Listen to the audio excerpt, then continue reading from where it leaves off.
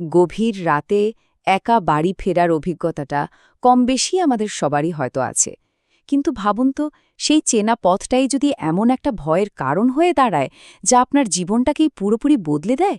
আজকে আমরা ঠিক এমনই এক হাড় হেম করা ঘটনার একেবারে ভেতরে ঢুকব।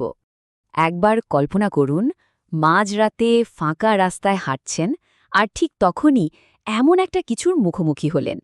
কি এমন হতে পারে যা কাউকে এই রকম একটা ভয় পাইয়ে দেয়? চলুন এই প্রশ্নগুলো দিয়েই আজকের কাহিনীটা শুরু করা যাক।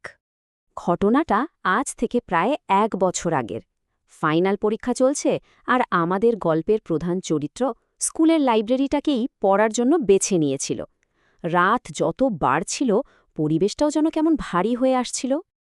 আসলে পরীক্ষার প্রস্তুতির জন্য বাড়ির চেয়ে ইডেন হিল স্কুলের ওই শান্ত লাইব্রেরিটাই ওর বেশি পছন্দ ছিল। আর স্কুলও পরীক্ষার জন্য লাইব্রেরি মাঝরাত পর্যন্ত খোলা রাখত, যা ওর জন্য ছিল একটা দারুণ সুযোগ। তো একটা একদম সাধারণ সন্ধ্যা ৬টায় যখন পড়তে বসল, সবকিছু স্বাভাবিক। কিন্তু সময় গড়ানোর সাথে সাথে পরিস্থিতিটা কেমন যেন অস্বস্তিকর হয়ে উঠল। রাত ৮টা বাজতেই প্রায় সবাই চলে গেল, আর রাত ১০টায় লাইব্রেরিতে নেমে এলো একেবারে পিনপতন নীরবতা, যা রীতিমতো গা ছমছম করে। পড়াশোনায় এতটাই ডুবেছিল যে খেয়ালই করেনি। হঠাৎ সেই গভীর নীরবতাটা ভেঙে গেল একটা অদ্ভুত শব্দে। মনে হচ্ছিল কেউ যেন পা টেনে টেনে হাঁটছে। এই প্রথম অস্বস্তিটা শুরু হলো। শব্দটা শুনেই ও এত ভয় পেয়ে গেল যে তাড়াতাড়ি সব গুছিয়ে লাইব্রেরি থেকে বেরিয়ে পড়ল। ভয়টা কিন্তু ওখানে শেষ হয়নি, বরং লাইব্রেরি থেকে বেরিয়ে বাড়ি ফেরার পথেই আসল ভয়টা দানা বাঁধতে শুরু করে। বলা যায় আসল ঘটনা তো সবে শুরু। স্কুলের সেই লম্বা অন্ধকার করিডোরটা দিয়ে যখন বেরোচ্ছে, ঠিক তখনই ওর চোখে পড়ল এক রহস্যময়ী মহিলা, একদম করিডোরের শেষ মাথায় চুপচাপ দাঁড়িয়ে। ভাবুন তো একবার, কি সাংঘাতিক অস্বস্তিকর একটা দৃশ্য। ভয় আর অস্বস্তি দুটোই যখন বাড়ছিল, তখনও সাহস করে চিৎকার করে জিজ্ঞেস করল, কি ওখানে? কিন্তু সেই খালি করিডোরে ওর গলার আওয়াজটা শুধু এদিক ওদিক ধাক্কা খাচ্ছিল, কোনো উত্তর আসছিল না। প্রশ্নটা করার ঠিক কয়েক সেকেন্ডের মধ্যেই ফিগারটা যেন হাওয়ায় মিলিয়ে গেল। এটা দেখেও কিছুটা স্বস্তি পেল বটে, কিন্তু সাথে সাথেই স্কুলের গেট দিয়ে দৌড়ে বেরিয়ে এলো। কিন্তু মনে একটা প্রশ্ন থেকেই গেল, ও কি সত্যিই কিছু দেখেছিল, নাকি সবটাই মনের ভুল? বাইরে বেরিয়ে তো ও আরও অবাক। যে রাস্তাটা এত রাতেও বেশ ব্যস্ত থাকে, সেদিন সেটা ছিল অস্বাভাবিক রকমের ফাঁকা। এই অদ্ভুত নীরবতা ওর ভয়টাকে যেন আরও কয়েকগুণ বাড়িয়ে দিল। আর ঠিক সেই মুহূর্তে ও আবার সেই মহিলাকে দেখতে পেল, এবার কিন্তু অনেক কাছ থেকে। মহিলার পরনে ছেঁড়া নোংরা জামাকাপড়, হাত পাগুলো কেমন যেন মোচড়ানো, আর চুলগুলো উস্কো খুস্কো, সব মিলিয়ে একটা ভয়ঙ্কর চেহারা। আর হাঁটছিল এমন ধীরে যে আমাদের গল্পের চরিত্র খুব তাড়াতাড়ি তার কাছাকাছি চলে এলো। ওর ভেতর থেকে মনটা যেন বারবার ওকে বারণ করছিল। একটা তীব্র অনুভূতি ওকে বলছিল কোনো মতেই যেন ওই মহিলার কাছে না যায় বা তাকে পেরিয়ে যাওয়ার চেষ্টা না করে। তাই ও সেখানেই দাঁড়িয়ে পড়ল। এতক্ষণ ধরে ও শুধু দূর থেকে দেখছিল, কিন্তু এবার সেই পর্ব শেষ।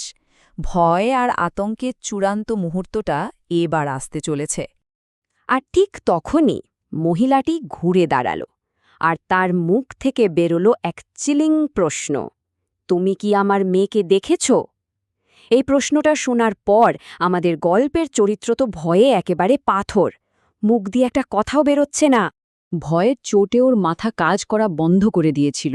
ও শুধু চাইছিল যে কোনোভাবে মহিলাটি যেন ওর সামনে থেকে চলে যায়।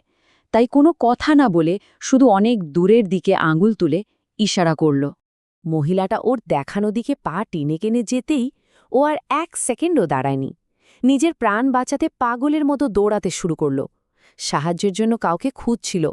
দৌড়ানোর মধ্যেই হঠাৎ ও দূর থেকে সেই মহিলার গলার এক ভয়ঙ্কর চিৎকার শুনতে পেল, ও এখানে। আর এরপর সব অন্ধকার, ও জ্ঞান হারিয়ে ফেলল। তো এরপর কি হলো? আর কে ছিল এই রহস্যময়ী মহিলা? চলুন এবার এই ঘটনার পেছনের আসল সত্যটা জানা যাক। যখন ওর জ্ঞান ফিরিল, ও দেখল যে ও নিজের বাড়িতে।